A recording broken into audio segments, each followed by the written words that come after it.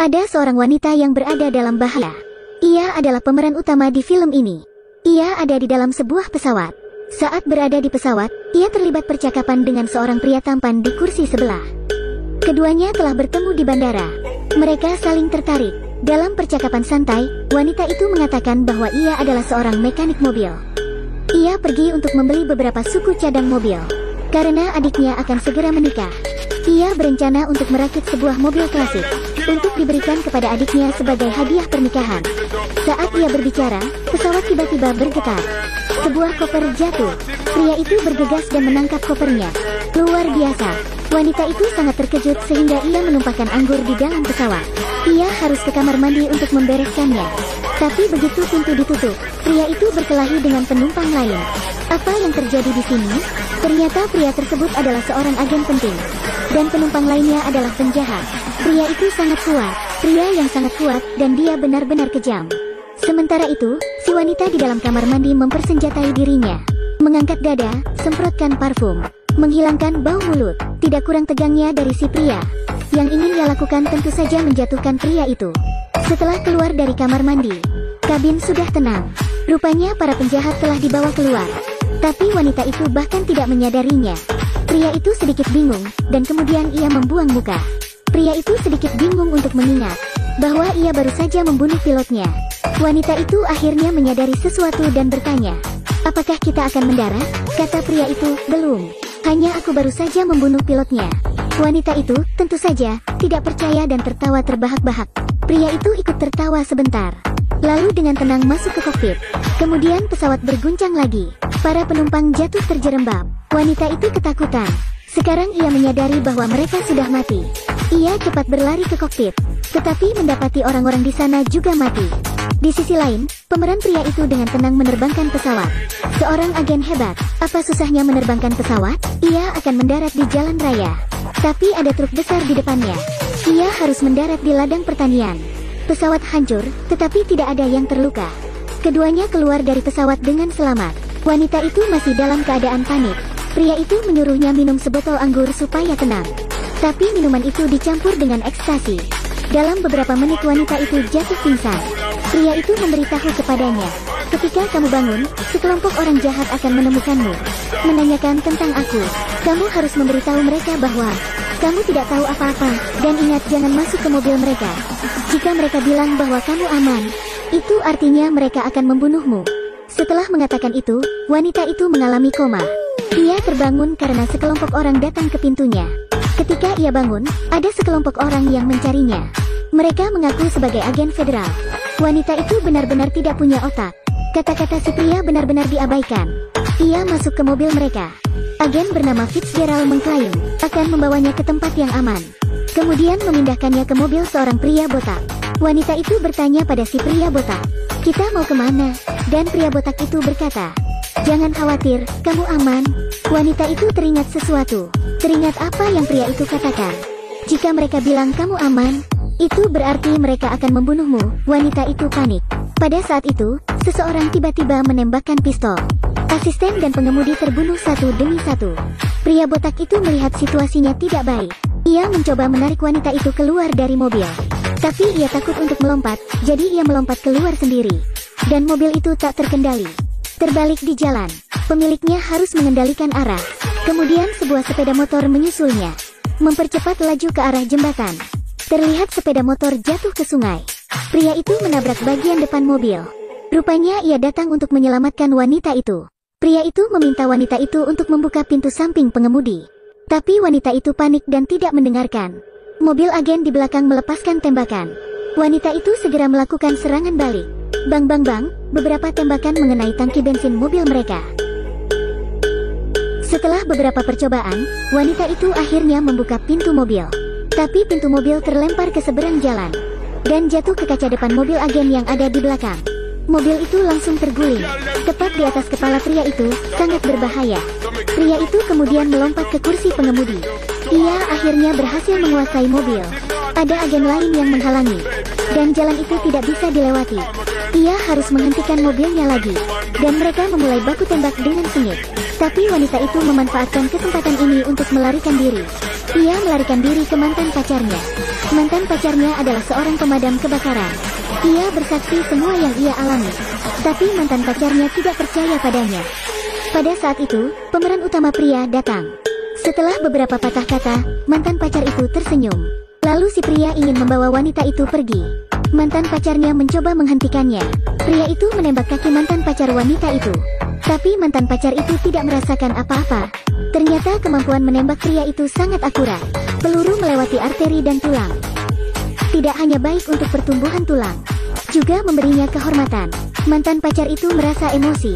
Terima kasih banyak.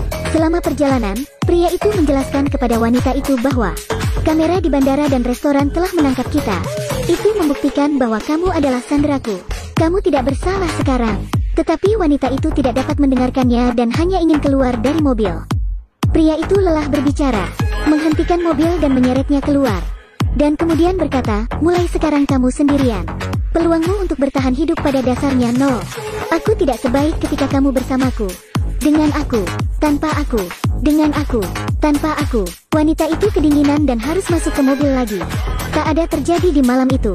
Pria itu kemudian menjelaskan semuanya kepada wanita itu. Dia berkata bahwa itu semua karena baterai. Baterai kecil tetapi mengandung banyak energi. Bisa memberi daya pada kota atau kapal selam. Dan merupakan sumber energi abadi pertama di dunia. Dapat dikatakan bahwa energi itu tidak akan pernah habis. Dan orang yang menemukan itu adalah seorang siswa SMA yang jenius. Si pria dan agen lain dikirim untuk memata-matai dia. Agen lainnya adalah Fitzgerald, yang membawa si wanita pagi tadi. Beberapa minggu yang lalu, si pria mengetahui bahwa Fitzgerald adalah orang yang tidak baik. Dia akan menjual baterai dan membunuh Simon. Jadi dia memindahkan siswa SMA itu ke tempat yang aman terlebih dahulu. Tetapi ketika dia pergi untuk mengambil baterai, ia dijebak oleh Fitzgerald. Ia diperlakukan sebagai pengkhianat oleh atasannya. Setelah malam, mereka pergi ke bekas bangunan pabrik. Mereka datang untuk menjemput siswa SMA tersebut. Tapi mereka terlambat, siswa SMA itu sudah pergi. Di kontainer tempat dia tinggal, terdapat angka-angka tertulis di atasnya. Pria itu merasakan firasat yang buruk. Ia meminta wanita itu untuk berjaga-jaga di luar. Ia masuk untuk menyelidiki. Ia mampu menguraikan gerakan siswa SMA itu dari angka-angka. Tapi wanita itu tidak berjaga-jaga dengan baik. Ia tidak waspada. Pria itu tidak menyadari bahwa sekelompok pria berpakaian hitam sedang menyelinap masuk.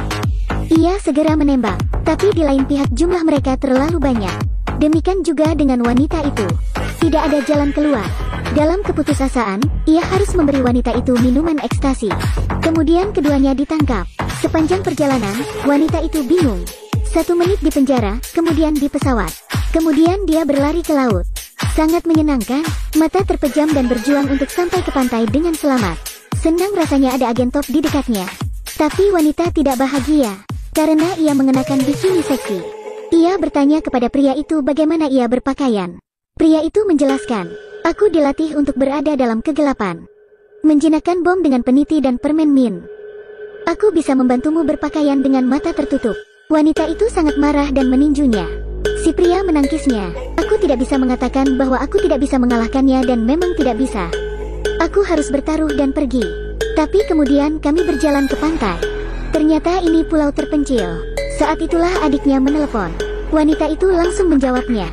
Tapi teleponnya telah disadap oleh para penjahat. Segera si wanita yang putus asa kembali ke pria tersebut.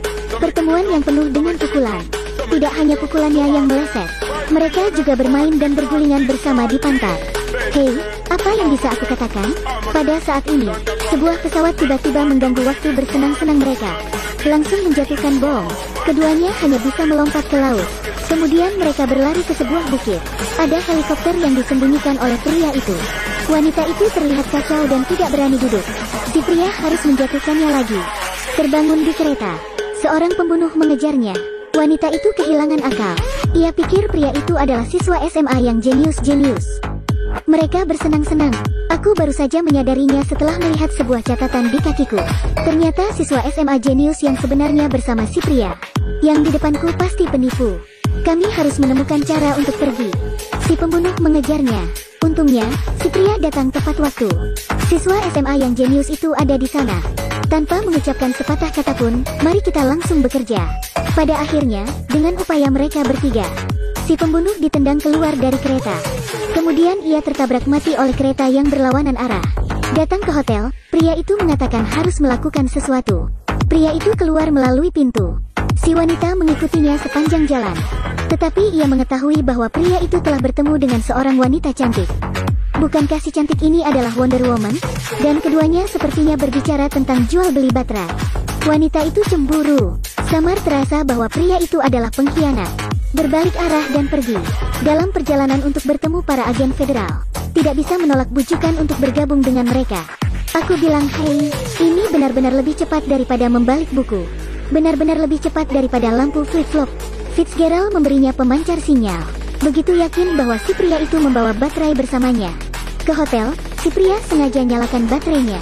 Wanita itu tidak ragu-ragu untuk menekan tombol oke. Tentu saja, pria itu memperhatikan. Tapi itu bukan salahnya. Kemudian sekelompok agen bergegas masuk. Tapi pria itu sudah lama pergi. Baterainya juga menghilang. Fitzgerald mencondongkan tubuh keluar jendela dan berpikir, pria itu sudah melarikan diri. Agen top itu tidak datang untuk omong kosong. Anggotanya bergegas mengejar pria itu. Kelompok itu melakukan pengejaran. Dengan pengepungan yang ketat, sang pahlawan terpojok. Setelah ditembak beberapa kali, ia jatuh dari atap dan masuk ke dalam sungai. Apakah mungkin ia mati? Wanita itu sangat sedih dan pergi untuk menenangkan diri selama beberapa hari. Wanita itu sangat sedih dan pergi untuk menenangkan diri selama beberapa hari. Pikirannya akhirnya terbuka lagi. Ia menyadari telah salah menyalahkan pria itu. Pria itu pasti sengaja bertemu dengan Wonder Woman. Karena itu adalah satu-satunya cara untuk melakukannya. Hanya dengan begitu ia akan marah untuk melarikan diri. Untuk keluar dari permainan berbahaya ini.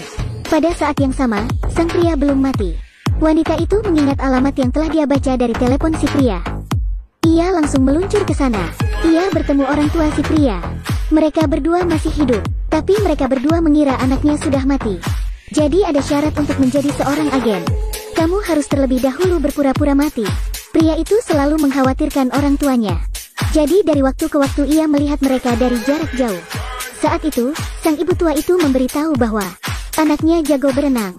Ia bisa berenang melintasi danau besar dengan satu tarikan nafas. Hal itu memperkuat keyakinan si wanita bahwa pria itu pasti tidak mati. Untuk melihatnya lagi, ia langsung menelepon Fitzgerald, berbohong bahwa ia memiliki baterai. Jika kamu menginginkannya, datang dan ambillah. Kemudian, wanita itu ditangkap di Spanyol. Di balik layar di tangan bos. Bos akan tahu setelah sedikit interogasi. Ia sama sekali tidak punya baterai. Jadi ia memerintahkan anak buahnya untuk mencari tempat untuk membunuhnya. Pada saat itu, pengkhianat Fitzgerald juga tiba. Tanpa baterai, ia membawa siswa SMA yang jenius itu bersamanya. Untuk pergi ke sungai bertransaksi bersama bos. Pria itu tentu saja juga bergegas. Ia hendak mengejar, tetapi ia tahu bahwa wanita itu dikendalikan oleh sekelompok orang. Jadi dia harus membunuh penjahat itu terlebih dahulu. Pada saat itu si wanita merasa kesal, menyalahkan pria itu karena tidak senang melihat dirinya. Pria itu berjalan ke arahnya dan menciumnya di antara hujan peluru. Terlalu romantis itu adalah jika kamu memiliki aura si tokoh utama. Kemudian mereka berdua melarikan diri dengan sepeda motor. Keterampilan mengemudi Miller mempesona. Berpacu di jalan. Lampu belakangnya pun tak terlihat. Ada acara adu banteng di jalan. 3 orang secara tidak sengaja masuk ke kawanan banteng. Sepeda motor pria itu sangat lincah. Segera menghilang dari kawanan. Sementara mobil bos tertabrak banteng. Mungkin bisa terinjak-injak menjadi daging cincang. Pada saat itu sebuah mobil di belakang melepaskan tembakan. Si pria membiarkan wanita naik ke tubuhnya dan membalas tembakan. Ia mengangkat bagian depan motor untuk melindungi diri.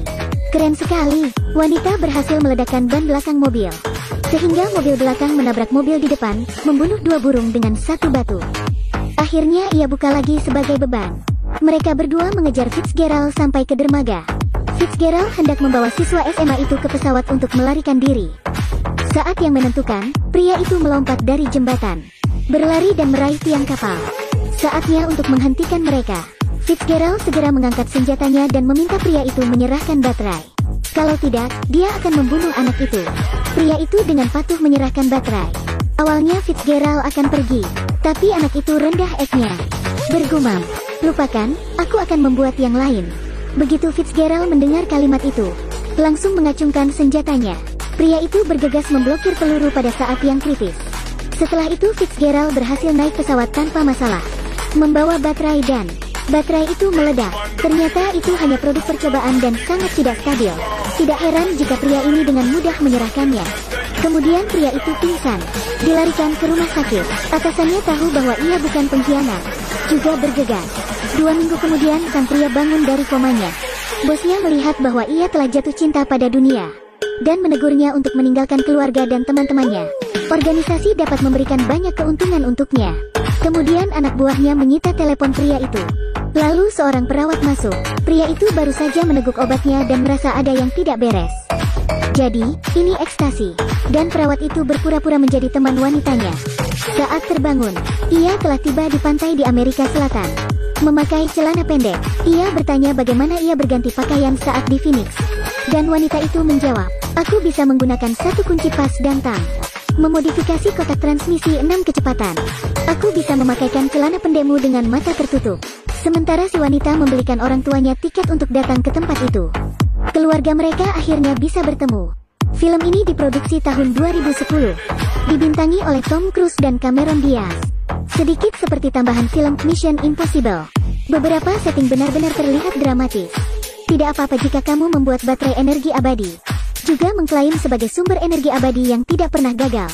Matahari tidak berani mengatakan bahwa ia tidak pernah gagal. Dengan siapa kamu bercanda? Nah itu saja untuk video kali ini. Jangan lupa tekan like dan follow.